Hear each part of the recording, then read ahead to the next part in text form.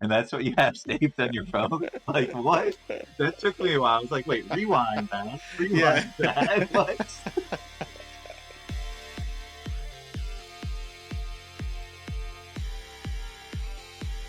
Hey, sports nerds, welcome to Nerdy Bunch review of Ted Lasso Season 3, Episode 8.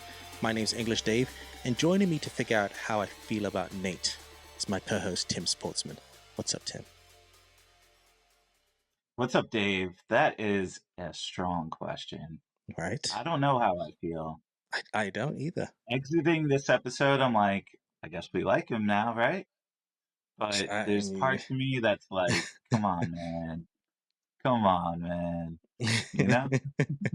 I want to see if he's going to be. He needs to be really tested, and to see how he reacts when he's tested. And the real test is going to be, you know, his reactions to Rupert.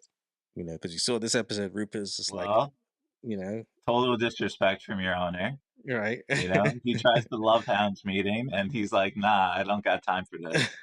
But I said it was a special meeting. You're not Right. busy. It's like, so I have no So, time for you. um, this episode was an interesting episode. I think for me, out of the long episodes, this one gave me a lot. In Okay. terms of rather than filler, I think a lot of what it gave me felt like it was driving the narrative forward. So I think they made great use of the long time. I think it's one of the best in this episode. Um, the episode picks up after a good winning streak. So I ask you, as always, Coach Tim, how are you feeling about your team? Bro, this team's on fire. Starts off Jamie Tart, a little pass to Danny Rojas for a goal. They beat all the good clubs, Aston Villa, Tottenham included. They're on fire. The team, the chemistry, the team morale, everything's good. Yeah, Bright so spirits in the Richmond locker room these days. right. Like the new tactic that they started practicing last week. They're doing this is the best they've been doing without Zava. So they're showing that they can do it themselves. So I love seeing that. Um, But Ted is going through some issues. oh He yeah. finds out his family is making it. They're visiting him in London, but they're going to Paris, and he thinks, "Oh my God, thinking she's going to get married." He makes up this whole narrative what he thinks is going to happen. He gets help from the Diamond Dogs. He gets help from Rebecca. Just like, please, someone just kind of verify with this. What do you think of Ted and his overreaction? I thought it was fun, especially as a sports fan's perspective. We're watching Sports Center or Sky TV or whatever you watch over the seas, and they're like, "Oh, Ted Lasso must be so excited, must be so happy," and meanwhile he's like in a pub drinking his face off, just couldn't be more sad because his wife is going to get proposed to their therapist. It's like, oh, good for Jake. He's a hand washing guy. He's a fun guy. He's a nice guy. And then meanwhile, we're like, oh, I hate this guy. I love when it's like Michelle tells him that she's going to Paris. He's like, which Paris? He's such in denial that he names Yeah. every other Paris. Apparently, It's there's a, two in Ohio. Thanks, Ted. right. Appreciate it. Nice. That's the first place I think of when you say Paris. It's like, And I no, love Paris, Paris, Paris, Paris. the default Paris. Yeah, yeah, yeah. I liked when he called the meeting of the Diamond Dogs, and there's a new member now.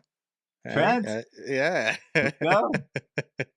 And I love how Trent kind of fits right in, like right Yeah. away. He kind of figures the rules, and he's just like, okay, right in the Diamond Dog. Uh, just sidebar, Nate and his what are they called? The Love uh, Hounds. the Love Hounds. It was didn't Epic go fail. as didn't go Epic as fail. well. I thought it was great. Going back to the pacing conversation, there Yeah, was yeah. so many good like back-to-back scenes. There Hmm. was Keely and Nate, like, their relationships like Yeah. back-to-back in bed, and then back-to-back like talking about breakfast, and the Diamond Dogs and the Love Hounds were back-to-back, and it was like, here's Nate's life, here's Keely's life, here's Ted's life, here's Nate's life, and like juxtaposing them together. I thought it was directed very nicely. Yeah, no, I agree, and that's why I said that at the top of this episode that I felt that every storyline, every plot felt like it was moving something forward. It didn't feel like, oh, this is just here for a joke, and Yeah. I really like that a lot. Um, In terms of the Diamond Dogs, though, I did like Higgins comes running all the way down and gets mad when he's like, "Wait, you don't know this for sure?" Like Yeah, it's again great. I love that they don't encourage him to kind of dig deeper into something he doesn't know the facts of. He just kind of just making it up because like, oh no, and then it's almost like he was never able to take her to Paris. So there's an ego thing in there, like, that's it. things like that. And it was great advice, just like what is like find out before you flip out. Great advice. Great advice. Yeah. Amazing. But he doesn't take it straight away. He goes to Rebecca, investigative, a private investigator. But even then, I, and I want to guess what I want to get to. By the end Mhm. of the episode, in terms of his storyline, Rebecca reminds him that it doesn't matter all of that. Your son, focus on Henry. Yeah. Not Michelle's relationship, and then using the whole idea, the song "Hey Jude," and with Beard's explanation of the song. What did you think of that kind of resolution to this story for Ted today? Yeah, well, another moment where fun in the pub, even though Henry and Ted and Beard go watch West Ham and support Nate, sorta, you know? May's They mad. come back and he almost got his milk denied. He couldn't get his Right, milk. right. Like, come on. He's just a kid. But yeah, I thought it was cool. Like Rebecca's like, yeah, I'll make the call. But then they're off in the wilderness, like, trying to get away from the sinning. And she's like, it doesn't matter. And she never even told him what she found out. I'm sure she Yeah, found which I out that liked. they do get proposed to and all that happens. But he's like, Rebecca's trying to figure out why Ted's upset. And just like you were saying, Ted's upset because he missed out on bringing her to Paris. He got lost in his work. He got lost in raising Henry. And all of a sudden, time fell away. And he always thought they would have more time. But now, all of a sudden, it's over. And there's a realistic opposition on the other side. Like the other guy, Jake, seems like a nice guy. Seems like a guy Michelle gets along with. And that's threatening for him because all of a sudden, the opportunities are less and less every day. But the girl Jade or something. No, not Jade. There's so many names May, in this. May.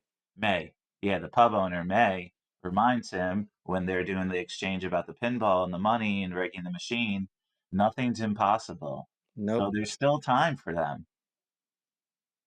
No, no, I agree, and I think, and again, I think between that advice for Ted, come to the realization like, don't be obsessed with what you assume would be. Look at what is. Look at your son, what he's possibly going to. Spend time with him.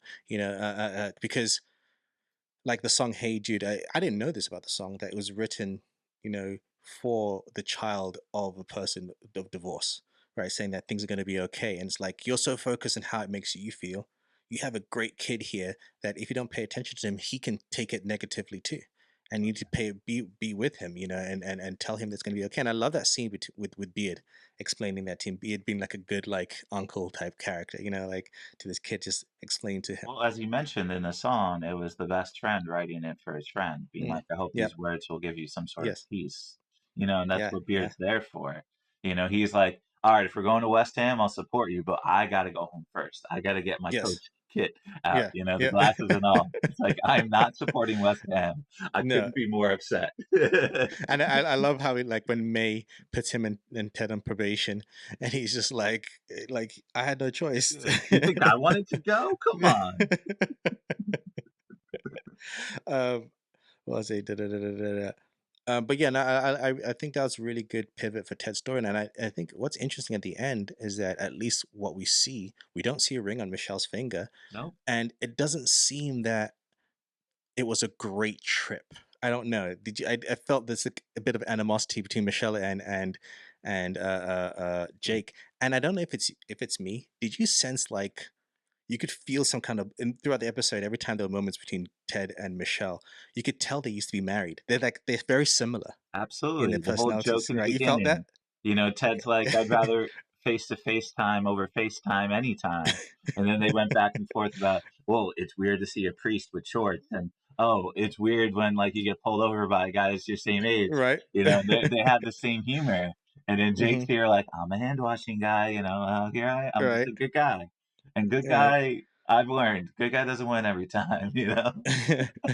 Like he's even taking pictures by himself in Yeah, the oh, city of so London. corny. Can you take a photo? Asking an old man to take a photo and, like, some of the touristy stuff, you know? It's like, come on, you Right, know? You don't need right. a So it's phone like booth photo. I don't feel this relationship between Michelle and Jake. I don't think there's a spark there. Yeah, And now I'm thinking, is there a future where Ted and Michelle get back together again? I don't know. It could be again, like May said, nothing's impossible. exactly. It's the first time I ever felt Nothing. that way, I'll tell you that. All right, all right. Um, one of the driving narratives of this episode is what happens to Keeley, right? Because it affects other Yeah, aspects of the episode. Uh, um, we were reintroduced to Keely and Jack. You know, they have a big polo event coming up, which ends up getting cancelled because of this massive leak that happens. Not just to Keely, it happens to a whole bunch of celebrities. Keely's just one of them, and we really get to see. Again, we've been saying this for a while, Tim. We get to see a real side of Jack. Like that moment when she's just like, "This is my friend." I was like, "Oof, what are you doing, Jack? What did you think?" so Jack is, showing her corporate side, you know? What's her priority? We know what she prioritizes, right? Yeah, yeah, yeah. This is my friend Keely. She runs a PR firm. And how does a PR firm owner handle things when there's a leak? You know? And what I didn't like the most, which what stood out to me with this episode was Jack is telling Keely how Keely should feel. And that's Mm. never a good point. Like I don't care who you if I want to give advice to somebody, let me listen and seek out how do you feel and then let's attack it. But Jack's coming from the angle of, I'll take care of it. And Keely thinks, okay, she'll take care of it. She's got, you know, I can murder a man, money, rich type of thing. She'll just get the photos deleted. But no, she goes to her daddy, and her daddy writes up this nice corporate letter, this statement to publicize and say how ashamed she is and how she's Hmm. embarrassed by this. But Keely, did Keely say that? No, Keely's like, I'm not embarrassed, and maybe there are more out there, and I am proud of that. I'm fine with it, and I like how Roy Kent and Jamie Tart both went to her, both just going to check in, both saying it's fucking shit. And here's Jack, the girl in her bed, who isn't really checking in on her, isn't trying to figure out what is she thinking about. I know Jack only cares about what's good for the company, her image, right? She's like, "Oh, don't worry, we won't go to this polo event." That's because you know that they're gonna ask questions. Like it's everything's all about, "Oh, this is gonna look bad for my company because I'm dating the person whose videos leaked." Jack isn't thinking about how Keely feels, but she's trying to like be all smooth and nice about it. Oh yeah, I told them this is ridiculous, but you still sent it to her. You know, you can't say, "Oh, this is oh, I had the lawyers change it up." Just trying to be nice. "Oh, let's do something else instead." But you're just trying to hide. You know, you don't. And what I find it even crazier is that when they first started getting together at Keely's workplace, when Keely's like, "Maybe we shouldn't say anything," Jack was like, "No, I'm proud. Let's tell everyone." Oh, so here you want to be proud, but in your environment, you want to keep it hush hush. You know, like it's really that those red flags that Rebecca warned her about, right? Yeah, And I love. go No, I ahead. was just gonna say, just quickly to go with Rebecca, we get that juxtaposition with Rebecca's reaction. Like Rebecca's like, no, you know, like really amping up. Like you didn't do anything wrong. What's wrong is that you know, she's. I like the scene where Keely says, you know, I've done a lot of topless photos and stuff. That was my decision.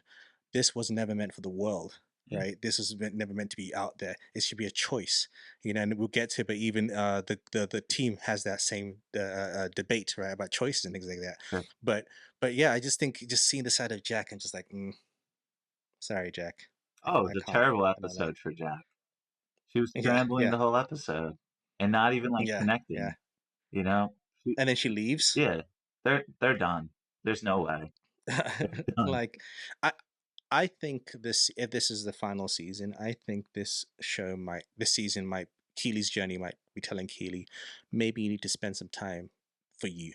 Right, because she went from Jamie, that was a long relationship, to Roy, to Jack, and everything was always close. You know, especially because I don't know, Roy. Why would you ask that question? Well, yeah, but did you see the way she hugged Jamie? And Jamie was like I did, embarrassed. That was like, boom, we're here. but I think with that, what I like, I'm happy you brought that up because I did like that Jamie came. I think this is a great, we've spoken about Jamie's growth throughout this show, and this is a great moment of growth for him to kind of admit, takes fault. It's my fault. I deleted everything, but I didn't think about this, the emails. I really apologize. How are you? You know, but he tells the story about how he thought they were dating to mess with him, and then when he realized, he came to this closure that what, I understood. You're happy. It wasn't about me. And I think, and again, I'm not the writer of the show, but I just think that if you put him and Keely back together again right away, it takes away that closure he's had, because he's kind of like, we're not together anymore. You've moved on. I've moved on. We can be friends now. And then to put them together again right away. I'm not saying down the line they couldn't be together, but I think to put them back together again almost kind of takes that away, because then he's like, oh, I could have just waited. Yeah, I don't think they tied a knot on that. I think they just had this like flirty relationship. It's friendly, flirty, Hmm. like something's there. We all know the past. I hear you there. Yeah. But I just really was proud of Jamie with how he handled it and how Oh, open he 100%. was of it and how he went. He's like, yeah, I deleted like half the photos because I was Yeah. mad. And then I deleted like the other Yeah. half because I realized you and Roy were real. Mhm. But then, goddamn, I'm still dumb. I forgot the emails, you know? It's like, no, Jamie, it's okay. We're all human, you know? It's okay. But then he and tells and the it's team, he's like, it's delete it all. I don't care, you right. know? And that's the thing. That's maturity, to not only recognize your faults, he's able to admit it. Right? I did this because I was jealous. I thought you guys were doing. The fact that he admits that, he could have kept that to himself. He could have just said, "Sorry, it was hacked from my phone." He didn't need to admit his process, and so that shows maturity of someone who has taken the time to reflect on self. Right? You don't, because a lot of us, we're all human. Sometimes we're not aware of what we do and our faults towards others until we kind of self-reflect. And especially in a situation like someone Jamie, who was a superstar, no one was telling him he was doing anything wrong until he realized it, and he was made to realize that. And rather than fight back and be like, Psh, whatever, he's like, maybe they're right. Let me look at myself. And we've seen that kind of growth throughout this season. I think throughout this show, he's probably one of the best character arcs for me. It's just a great, Sure. great story and a growth for a character. And I just think that juxtaposition, I think it was done on purpose with Roy when he asks. Instantly, he's like, "Fuck." He knows exactly what he did. He like instantly, Yeah. like there was a tad bit of jealousy because he's like, "I have not seen that video. That was not for Yeah, me. that wasn't Who for was me. it for?" Like, Roy, what does it matter? Does it really matter? But he's Like, used to like, girls doing it, he's used to being the guy. yeah, Like, he was an yep, elite football player, and mm-hmm, he'll never leave that, I don't think that yeah. ever leaves you. And speaking of the football team, Yeah. they get word on the fact that this leak has happened, and so they get worried. Isaac, specifically captain, gets worried that it could happen to any of them, and he knows that, like you said, they're all football stars. They probably have Yeah. lots of pictures, and it's like, it doesn't matter if it's consensual. Delete everything. Don't risk it, because they have this debate. Is it consensual? Whose fault is it? People sending it, people hacking it, and I think that's a very good debate to have. I love that they had that debate of whose fault is it, and this and that, and is it stealing because it's private and you should be sending it, this and that, and who do you blame? And I fall on the camp that people should be able to send people each other private, consensual content, Sure. and understanding that it's just between me and you. And I think people hack into your stuff. It's different if you posted it yourself on social media for everyone to Yeah. see, and it's very different to if I send it to you and someone hacked into my phone, because I think it's just like stealing. It's no different. Coming into my phone to take content out without my consent, it's like digital stealing. I wouldn't want you to take a text message. I want you to take a picture. But it's um so appropriate with today's day and age, especially with AI exactly. information becoming so much more prevalent. Like, nothing's private, and we all kind of know that. Hmm. And trust me, I go into Hmm. people's homes, I basically try to encourage them to install technology and devices to better protect their home in the event of loss from insurance perspective. Hmm. And a lot of people are like, I don't want photos because nothing's private. I don't want anything tracking my water or electricity. I'm like, you're crazy, man. I don't need trackers. But I thought it was so funny with the team. One of the funniest lines was like, they're going through, it's like, and one of the guys says, oh, like, what if she's naked, but it's not sexual? And then he's like, she's just like defecating. So you took a photo of a topless girl taking a shit, and that's what you have saved on your phone? Like, what? That took me a while. I was like, wait, Yeah. rewind that. What?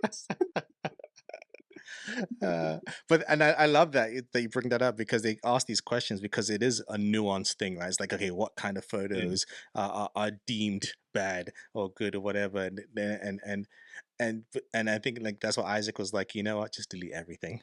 sure. It's like, but we're football players. This could take days. This could take weeks. Even at the end, one of them is still going. I love that Will was deleting, and Jamie goes to Will like, "What? You? You got photos?" Right, right. Yeah. Though in that again, continuing Colin's There you go. narrative, he wants to do his privately. He kind of goes to the side, and Isaac sees him, and Isaac thinks, "Oh, you're just trying to get away from it." And this is where I have a problem with this episode. Okay. I think the result, if the goal is okay, from the writer's perspective, the goal is to have a situation where Isaac accidentally sees and realizes that Colin is gay. That's the goal, right?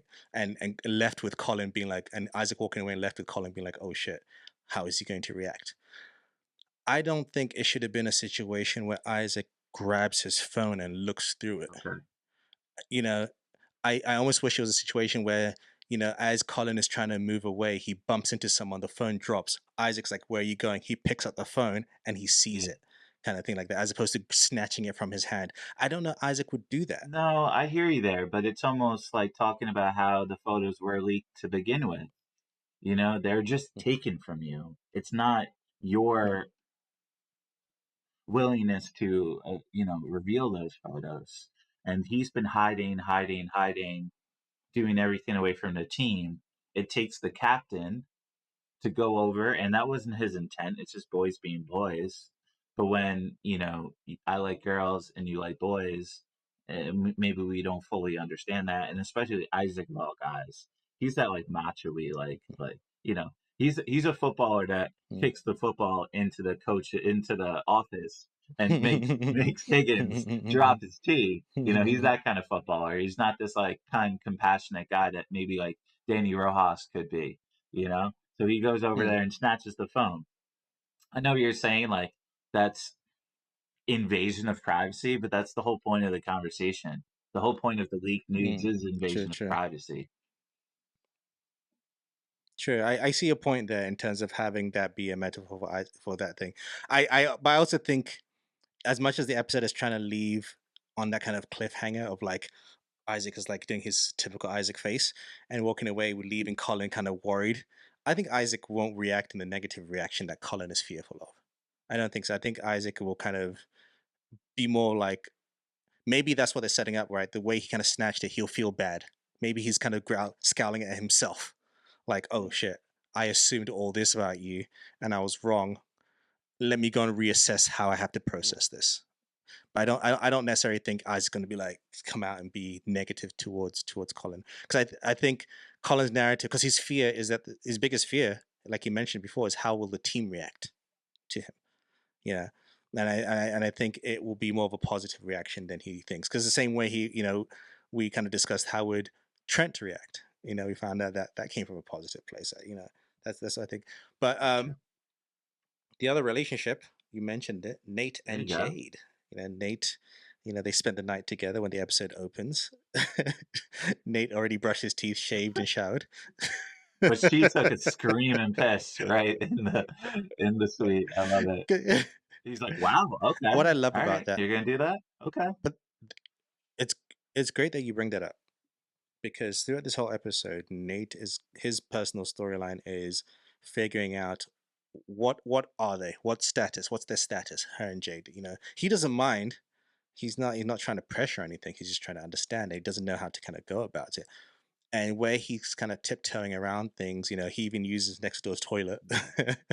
But like you said, she just uses it there. I think instantly from the beginning, she's telling him, "I'm comfortable around you. We're Yeah. good." In fact, she's the one that kind of drops the label of boyfriend first. And all that. So, what do you think of the next evolution of Nate and Jade's relationship? She's sweet. I like her. She's listening to him. She's still gonna be I her do. and do her thing, but she's like, Hmm. "Okay, this is what you want."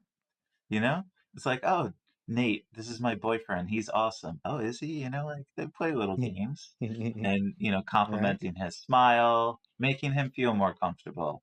That's a good girlfriend, Mhm, especially for a guy like that who's almost afraid to show himself. And that's his whole story arc is I'm afraid of showing who I am. That's his 3 seasons. mhm. And letting And I'm gonna act like how people I think Sure. people think I Yeah, should yeah, be. yeah. And for him to finally get a girl in his life, is mind blowing. He went from this supermodel who Rupert wanted to set him up with to the hostess, a Mhm, girl that he probably should be with. A good, mhm, nice, wholesome girl that just wants to share some flapjacks with him. Let's just grab mhm, breakfast. It's like, mhm, oh, are you like, seeing anybody else? Like he's like bringing it up, like, and she's like, no, nobody else. mhm. I'm just here having a good time. Mhm. Casual. Let's keep it casual, right? Oh yeah, super casual. But she's willing to bring it out of him, like bring its best side. I love it. And I think she's going to be instrumental in him standing up to Rupert because she seems to be the kind of girlfriend that's not gonna allow him to take that bullshit and encourage him, like you said, to become him, to be himself and do what makes him happy as opposed to what he feels Rupert would want, you know. And I think because she's not gonna be she's not a Oh pushover. yeah. She's not gonna be like, oh, it's okay. No, she'll push him either through an ultimatum, like, listen, you got to do X, Y, Z unless I'm out, or she'll be that person that says, listen, be yourself, like, stand up for yourself, and don't let this guy walk all over you. Either way, she's gonna push him to kind of because I think right now we're seeing the good side of Yeah. Nate again.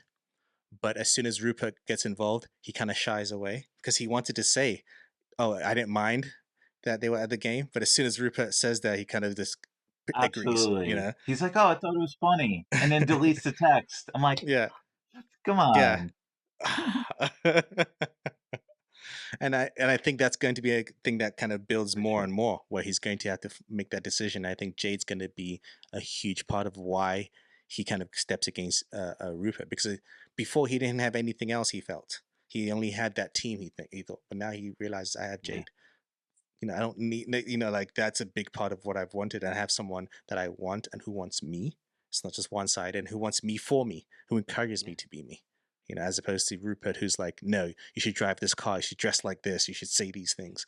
You Where's the suits on the pitch? That's not him. That's not right, him at all. He's a sweatpants guy. I right, know it.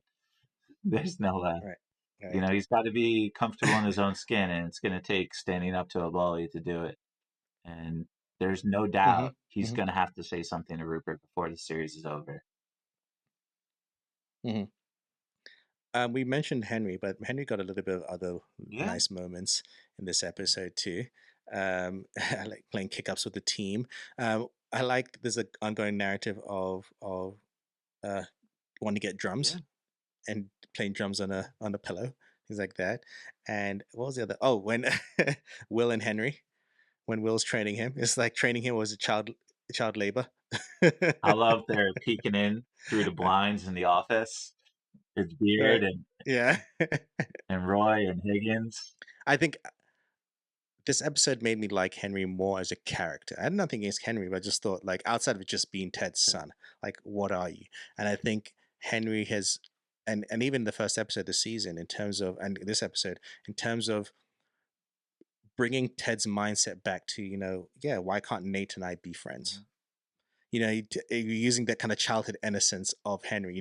Henry's like, when Ted's like, "What do you want to do?"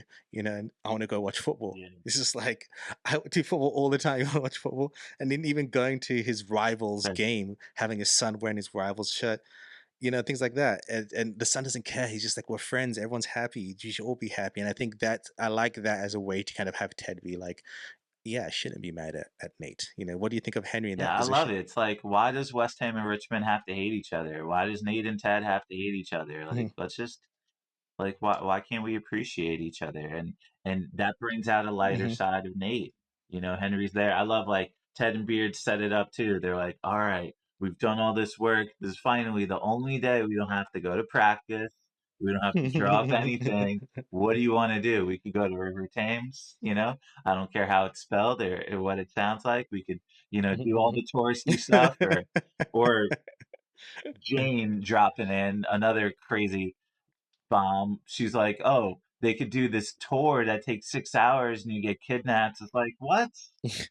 Like, of course that's Jane. Like, Beard, get rid of that girl. Come on. Yeah. But here's Right. Henry, an Right. innocent child, Speaking of, just going there to support a friend. It's simple as that. And yeah. he wants to be like Dave Grohl, Yeah. no problem. Good thing both Melissa and Ted, once again, on the same page. They both know the same story. Yep. Dave Grohl, learned drums with Hmm. pillows. Good for him. Hmm. Yeah, I like that too, and it makes me curious about the future of Ted's relationship with Michelle as well. Bits and Interesting. pieces. Any other fun moments that you kind There of were want to so mention? many, man. But honestly, the shit was kind of the one that was like, huh? What'd you say? But I just love seeing like Higgins' reaction with the Diamond Dogs. That was just hilarious. Like he comes Yes. in and he's panting. It's like, oh, thank you for being, as quick as possible. Like, take your time, take your time. And then Ted reveals like what's actually on his mind. They're all like, come on, man, really? It's like, It's don't so flip out mad. yet. Find out before you flip out. I know it's rehashing what we've already talked about, but Exactly. that scene was really cool. And Trent Graham is one of the I like team. that too. Like, he's right in there with the boys. Right. And Roy's pretending he's not Yeah, listening. Like, yeah. whatever, you're listening. He's always within earshot. He'll walk away, but he's always And within Trent earshot. knows it's like, oh, Roy doesn't want to be part of this. Yeah, figures, makes sense. It's like, how Yeah. about you? You want to be a part of it? Yeah, of course. Yeah, I'm here for it. Find Uh, out more information. yeah. That book is gonna be fire, man. And when Oh my god, I can't wait. right, They they should should. actually release They that book in should. real life. And going back to the Love Hounds, I love that they have characters who are Yep. kind of like Roy and Higgins, Yep. doppelgangers in the personality. It's like, are we in trouble? No, no, no But one's then in their trouble. reaction was shit. Their Because their he's like, their advice was right, awful. It's like, how about now? Like, was that not good? Like, it's like, you know what? I've read that you should talk to women like shit. Basically, it's like, oh, great yeah, right, advice. That's exactly how Nate should be. yeah, yeah. We will never be having this again. I like when Jack and Keely are talking and they're talking about Barbara. It's like, oh, and you had Barbara Mhm. reveal this information to me. It's like, and then Jack's like, yeah, I thought, I'd find the most sensitive, empathetic person I know. It's like, of course, Barbara, of all people. Oh, Barbara. I love when Ted tells Rebecca that um, they're going to the Eiffel Tower, and she's like, "The Eiffel Tower? That's just a lamppost with a publicist." Yeah, that line got me. And he's like, "Where did you get proposed to?" Yeah. It doesn't It's like, matter. oh, it was Paris, wasn't it? It's like, yeah, of uh, course. uh, But Ted, right, like, come on, it's a beautiful city. Like, people could like go out to eat after they get right, proposed to. It's like, oh, it was a good one. right. Anything else? I think that's it. Dave It was Grohl, a good episode. I fine. liked it a lot. He was the Yeah. star of the episode. But I think for me it was a Mhm. heavy Keeley episode, even though the story Oh headline was yes, for about sure. Paris and it was about Ted and Michelle. Hmm. We kind of already know this. Like we were trying to figure out if Jack was Hmm. good for Keeley, and that was like the definitive point of this episode for me. It was like, all right, Keeley's definitely better off without her, and I'm excited to see how they're going to close off Keeley's story. It's funny you just said that. You just had me thinking.